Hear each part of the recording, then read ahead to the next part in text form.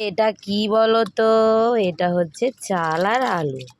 এটাকে এখন ধুয়ে তারপরে চলো দেখা যাক।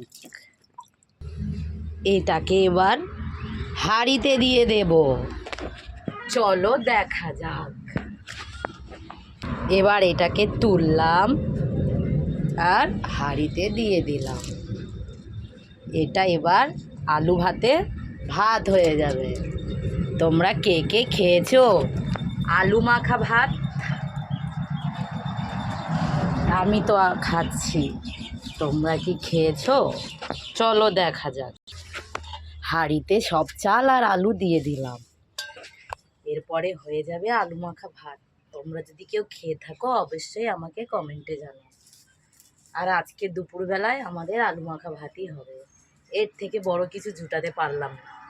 এটাই খেতে হবে আর এটাই খেয়েই আমাদেরকে খুশি হতে হবে। আর দুটো চাল জানি এখানে পড়ে আছে, সেই চাল দুটোও দিয়ে দিই, না হলে ভাত কমে যাবে। এটাই হচ্ছে কথা। তারপরে ঢাকা দিয়ে দিতে হবে। তো যাই হোক, তোমরা অনেক ভালো থেকো, সুস্থ থেকো। আর আমিও তোমাদের আশীর্বাদে, ভালোবাসায়, দয়ায় অনেক ভালো রয়েছি। বাবা মহাদেবের কৃপায় অনেকটাই সুন্দর আর সুস্থ রয়েছি। তোমরাও ভালো থেকো। Tata, love you.